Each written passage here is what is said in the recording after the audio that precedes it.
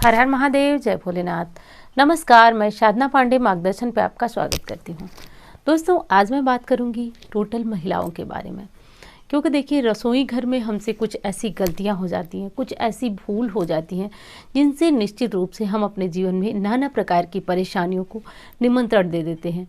तो चलिए आज मैं एक एक करके आपको वो महत्वपूर्ण बातें बताती हूँ जो कि बहुत ज़्यादा अनमोल हैं और जिनको कि सुनना जानना सबके लिए बहुत ज़्यादा ज़रूरी है।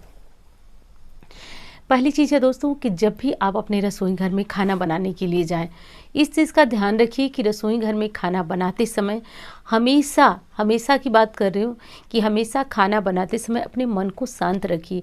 देखिए बातें ये बहुत छोटी लगेंगी आपको, लेकिन आप करके देखिएगा। और जैसे कि आपके कढ़ाई में आपने तेल डाला तो आप भगवान का नाम लीजिए। एक बार ऐसा करके देखिए। आप भगवान का नाम लीजिए, आप जिस किसी देवता को मानते हैं, जय श्री राम, जय हनुमान जी, जय दुर्गा जी, जो भी देवी देवता हो, हमारे परिवार को सुखी रखना, हमारे परिवार के लड़ाई झगड़े बंद करना। अब आपने जीरा डाला, हे प्रभु हमारे परिवार में सब सुखी रहें, संपन्न रहें, ऐसा बोलते हुए आपको पूरा खाना बनाना है। अब बोलने का मतलब ऐसा नहीं है कि अब सामने वाले भी सुन रहे हैं और हम बोल रहे हैं। हमारे मन में वो भावना, वो चीज़ें चलती रहनी चाहिए। और जैसे ही मान लीजिए कि हमने चावल रखा, दाल रखा, बस उसी तरह भगवान का नाम लेकर के बनाते रहिए।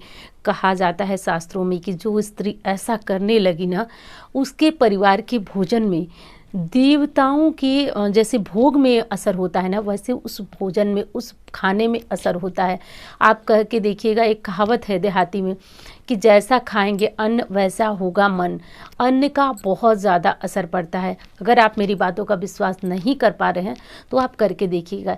जिस दिन आपको गुस्से वाला खाना, उस दिन का आप खाना देखिएगा, सारी चीज़ें, सारे मसाले वही पड़े हुए हैं, सारी चीज़ें वही पड़ी है, वही आपका हाथ है, लेकिन वो खाना आपको बिल्कुल भी कोई टेस्ट नहीं देने वाला है। आप बिल्कुल, आपको अच्छा नहीं लगेगा। तो इस चीज़ का आप ध्यान दीजिएगा। ऐसे करके आप खाना बनाए, एक तो वो शिकायतें दूर हो जाएंगी जो बच्चे पतिदेव कहते हैं कि मम्मी खाना अच्छा नहीं बना है, या फिर पतिदेव बोलते हैं कि नहीं खाना तुम्हारे हाथ में कोई टेस्ट नहीं है, खाना जो है सिर्फ माँ के हाथ का ही टेस्टी होता है। ऐसा नहीं है, खाना आप भी टेस्टी बनाएंगी, बस भगवान के नाम को लेकर के बनाते रहिएगा। आप करके देखिएगा। पहला नियम मैं आपको बता रही हूँ, इसको ध्यान रखिएगा। दूसरा नियम मैं बता रही हूँ कि जब आप अपने किचन में खाना बनाने जा रही हैं या फिर अपने किचन के साथ ही गलतियाँ कभी भी मत करिएगा। पहली चीज़, चप्पलें इस चीज़ें देखिए, जानने को तो बहुत लोग जानते हैं, चूँकि हमारे यहाँ तो बचपन से ऐसा होता नहीं था, लेकिन कुछ परिवार हैं कि हमने तो नई चप्पल रखी है, साफ़ चप्पल रखी है। कभी भी चप्पल न किचन में उतारिए और न ही जस्ट किचन के दरवाजे पे चप्पल रखिए, मत रखिए। क्योंकि किचन में अन्नपूर्णा का दरवाजे से, सारे दरवाजे से साइड हट करके चप्पल को निकाल करके और रखिए। और अपने दरवाजे में, अपने किचन में एक चीज़ हमेशा जो कि मैं बताती हूँ, एक पानी से भरा हुआ मटका, जाड़ा है तो आप उसको पौधों में डाल सकते हैं, गर्मी में है तो उसको पीने के काम में ला सकते हैं, लेकिन ये मटका ज़रूर रखिए, समृद्धि का प्रतीक है। और यदि आप महिला हैं तो लगना क्या है, मटका भी नहीं है तो एक आप बाल्टी ले लीजिए, छोटी सी एक लोटा ले लीजिए, उसके ऊपर कोई प्लेट रख करके, और प्रतिदिन का नियम बनाइए, ये रखना शुरू करिए। अगली चीज़ मैं आपको बता रही हूँ दोस्तों, किचन में कभी भी जैसे कि खाना खाते हैं या कुछ भी करते हैं, जूठे हाथ से नमक को मत छूइए। जूठे हाथ का मतलब कि देखिए, जैसे बहुत सारी महिलाएं हैं, मसालेदानी जो होती है उसमें नमक, मिर्च, मसाला, हल्दी सब रखते हैं, और उसी हाथ से नमक बहुत ज़्यादा ध्यान रखने वाली चीज़ है। मेन जो बरकत कही जाती है ना, वो नमक में ही निवास करती है।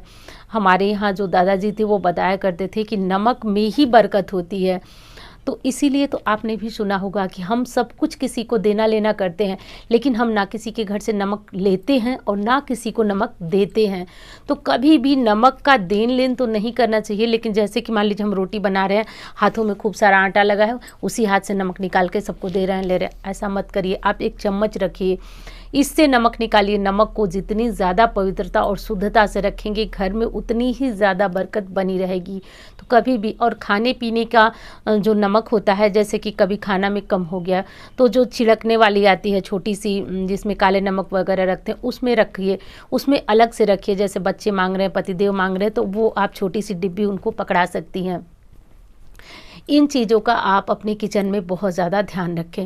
अगली चीज़ मैं बता रही हूँ कि आपकी रसोई में जो आप जैसे कि जिस पे रोटियां बेली जाती हैं, रोटियां बेलते समय ठक ठक की आवाज़ आती है। कुछ लोगों की जो चौकियां होती हैं जिस पे रोटी बेला जाता है, उससे ठक ठक की आवाज़ नहीं आनी चाहिए। ऐसी मान्यता है कि जिस परिवार में ऐसा होता है, ठक ठक की आवाज़ आती है, उसमें नकारात्मक दोष उत्पन्न होता है।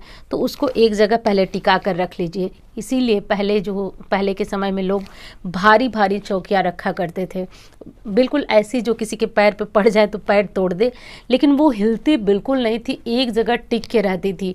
इसका मुख्य कारण यही है। तो घर में यदि ऐसी चौकी है जो आप रोटियां बेलते जा रहे हैं, खटखट खटखट खटखट खटखट होती जा रहे, ऐसी चौकियों को बदल दीजिए। लकड़ी की ही रख रहे हैं तो थोड़ी सी भारी रखिए, या फिर आप पत्थर की, मार्बल की, बहुत सारी डिज़ाइन की है, लेकिन एक उनको तो बराबर रखिए। और दूसरी चीज़, उनसे खटखट खटखट की आवाज़ ना आए, इस बात का ध्यान रखिए।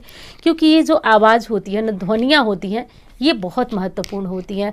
जैसे ओम की ध्वनि होती है, मंत्रों की ध्वनि होती है, वो घर में पॉजिटिव जो है कि परिणाम होता है उनसे। और वहीं पे नकारात्मक ध्वनियाँ होती हैं, जैसे शकुन शास्त्र को ले लीजिए तो उसमें अनेक तरह की ध्वनियों के बारे में ही बताया गया है कि कुत्ते जो रोते हैं तो ये साउंड कैसा है, बिल्लियों के रोने का कैसा है। तो मतलब ध्वनि के बारे में बहुत बात की गई है।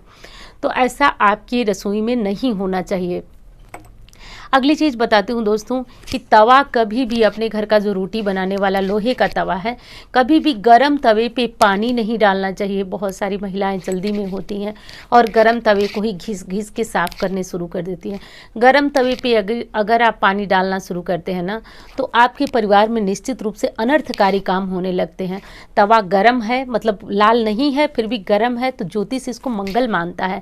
और जब आप ऐसे तवे के ऊपर पानी डालती हैं, तो उससे पहली चीज़ तो ये है कि आपका जो है अपने पारिवारिक संबंध, जो जैसे कि मायके का भाई बहनों के साथ संबंध खराब होता है।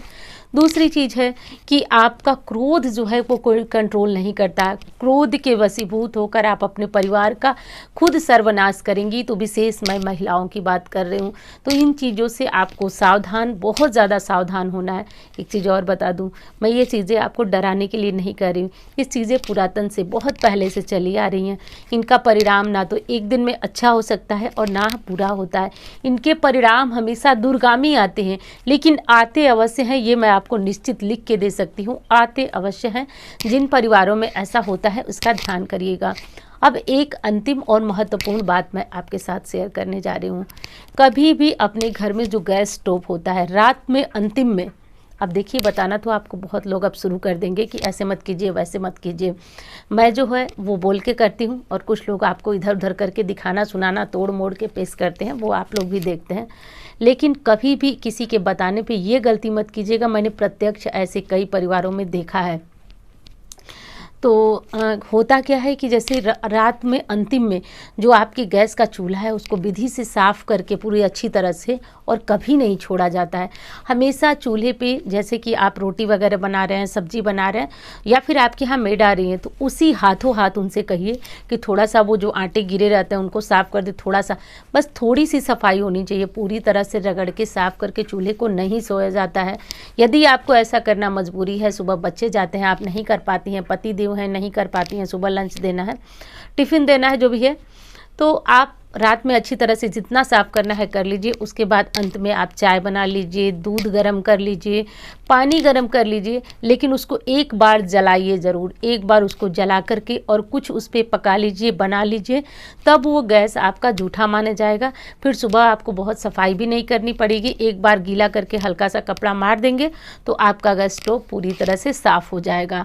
अब कुछ महिलाएं जो हैं वो इंडक्शन को गैस चूल्हा नहीं समझती हैं, वो उनकी सफाई जो है एक आराम से करती हैं। लेकिन जैसे आप अपने गैस को सुबह साफ़ करती हैं, वैसे उसकी भी सफाई बहुत, एक बार कपड़ा ही तो मारना है, उसमें आप साफ़ और करेंगी ही क्या एक बार, लेकिन उसको भी सुबह कपड़ा मार कर के ही उस पर चाय दूध जो भी करना है गरम, वो करिएगा। मुझे लगता है दोस्तों कि ये नियम बहुत ज़्यादा महत्वपूर्ण है और आप इनको करके देखिएगा। इनका कोई परिणाम एक दिन में अच्छा बुरा नहीं होता है, बार बार मैं बताई हूँ, लेकिन कोई परिवार इससे बचता भी नहीं है। देखिए पहले ना परिवार में जो है आंगन हुआ करता था और उस आंगन में जब बड़े बुजुर्ग जैसे कि बैठते थे लोग तो ये बातें हुआ करती थी कि उसके परिवार में जो है रात को ही उस समय चूल्हा वगैरह साफ़ करके सोया जाता है। इसलिए परिवार में बता देती हूँ मैं, आपको शायद अच्छी लगे ना लगे, जो है जवान जवान लोगों की मृत्यु होने लगी है, ऐसा वो करते। तो मैं सुनी और ये बात जो है मेरे मन में तभी से मतलब बचपन से ही ये बात मतलब घर कर गई है कि ये चीज़ बहुत गलत है और ये चीज़ बहुत गलत है। इस चीज़ को आप ध्यान रखिएगा। कभी भी चूल्हे को एक बार साफ़ करने के बाद जूठा करिएगा, मतलब जूठे का मतलब कि उस पर आप कुछ चाय दूध बना लीजिएगा, गर्म कर लीजिएगा, फिर ही चूल्हे को छोड़िएगा। तो दोस्तों वीडियो कैसी लगी बता दीजिएगा। अच्छी लगती है तो लाइक करें और चैनल को सब्सक्राइब कर लीजिएगा। और अच्छी लगती है, आप किसी के काम की समझते हैं तो आप इसे दूसरों को शेयर कर सकते हैं। तो चलिए मिलते हैं उस तरह की वीडियो के साथ। धन्यवाद। हर हर महादेव।